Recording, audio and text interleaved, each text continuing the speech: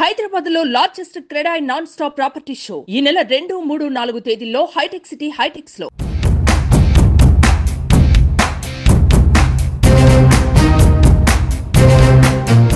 అమరావతిలో నిర్మాణాలు ఎలా ఉన్నాయి? ఆ నిర్మాణాలను కొనసాగించాలా వద్దా, లేదంటే వాటి స్థానంలో కొత్త కట్టడాలు చేపట్టాలా? చాలా కాలంగా అసంపూర్తిగా ఉన్న భవనాల పరిస్థితి ఏంటి? మధ్యలోనే నిలిచిపోయిన నిర్మాణాల సామర్థ్యతపై ఇంజనీర్లు చేసిన అధ్యయనంలో ఏం తేలింది? ఇలాంటి అంశాలను తెలుసుకునేందుకు ఐఐటి మద్రాస్, ఐఐటి హైదరాబాద్ ఇంజనీర్ల బృందం రాజధాని ప్రాంతంలో పర్యటించింది.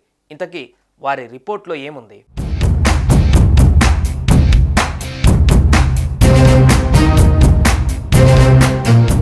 రాష్ట్ర రాజధానిగా మళ్లీ అమరావతిని కొనసాగించాలని ముఖ్యమంత్రి చంద్రబాబు నాయుడు నిర్ణయించారు. దీంతో అమరావతిలో మధ్యలోనే నిలిచిపోయిన నిర్మాణాలను తిరిగి మొదలుపెట్టేందుకు ప్రభుత్వం కసరత్తు చేపట్టింది. గత 5 ఏళ్లుగా ఈ ప్రాంతంలో ఎండకు ఎండి వానకు తడిసిన నిర్మాణాలపైన ఏపీ సర్కార్ ఫోకస్ పెట్టింది. ఇక ఈ క్రమంలో అమరావతిలో ఐఐటి నిపుణులు పర్యటించారు. గతంలో మధ్యలోనే నిలిచిపోయిన నిర్మాణాల సామర్థ్యతను ఇంజనీర్లు అధ్యయనం చేస్తున్నారు. ఐఐటి మద్రాస్, ఐఐటి హైదరాబాద్ ఇంజనీర్ల బృందాలు అమరావతిలో పర్యటించారు. ఫౌండేషన్ దశలో నిలిచిపోయిన సెక్రటేరియట్, శాఖాధిపతుల టవర్లు, హైకోర్టు కట్టడాలను ఐఐటి చెన్నై నిపుణులు పరిశీలించారు. మంత్రులు, ఎమ్మెల్యే, ఎమ్మెల్సీలు, ఉద్యోగుల క్వార్టర్లు, ఆల్ ఇండియా సర్వీసెస్ అధికారులు క్వార్టర్లను ఐఐటి హైదరాబాద్ నిపుణులు పరిశీలించారు. 2019కు ముందు నిర్మాణాలు ప్రారంభమై మధ్యలోనే నిలిచిపోయిన భవనాలు కొన్ని ఉండగా మరికొన్ని ఫౌండేషన్ పనులు పూర్తి చేసుకొని అసంపూర్తిగా మిగిలిపోయాయి.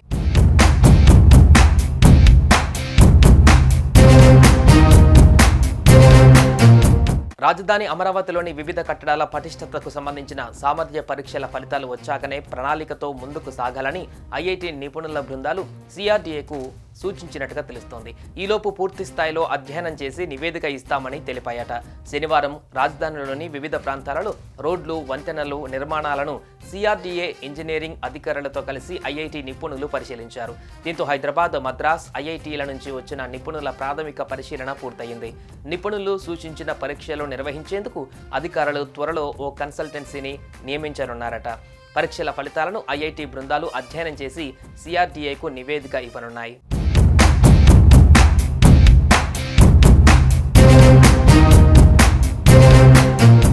రాజధానిలో ఐకానిక్ భవనాలుగా నిర్మించ తలపెట్టిన సచివాలయం, కార్యాలయ భవనాలు, హైకోర్టు పునాదుల పటిష్టతను మద్రాస్ ఐఐటి నిపుణుల బృందం పరిశీలించింది. 5 ఏళ్లుగా నీటిలో నానుతున్న పునాదులను స్ట్రక్చరల్ ఇంజనీరింగ్ నిపుణుడు మెహర్ ప్రసాద్, కరోజన్ నిపుణుడు రాధాకృష్ణ పిల్లై, కాంక్రీట్ ఫౌండేషన్ నిపుణుడు శివదీప్ బెనర్జీ పరిశీలించారు. దాదాపు 2.5 గంటల పాటు పడవలో తిరుగుతూ టవర్ల నిర్మాణాలను చూశారు.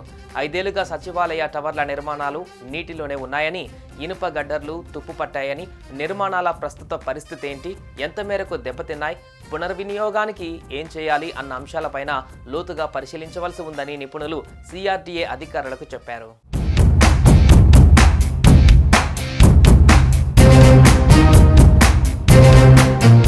రాజధానిలో అమరావతి డెవలప్మెంట్ కార్పొరేషన్ ఆధ్వర్యంలో చేపట్టిన ప్రధాన మౌలిక వసతులను హైదరాబాద్ ఐఐటి నిపుణులు సుబ్రహ్మణ్యం, మున్వర్ భాషలు పరిశీలించారు.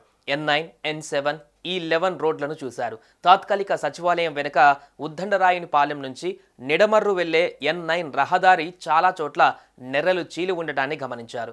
మొత్తంగా 5 ఏళ్ల తర్వాత కూడా అదే తరహా నిర్మాణాలను కొనసాగించాలా లేదా అనే విషయంపైన త్వరలోనే ఓ క్లారిటీ రానుంది. దీనికోసం ఆయా కట్టడాలను నిర్మించాలని ప్రతిపాదించిన ప్రదేశంలో మరోసారి భూసార పరీక్షలను చేపట్టాలని రాష్ట్ర ప్రభుత్వానికి నిపుణులు సిఫారసు చేసే అవకాశం ఉన్నట్లు తెలుస్తోంది.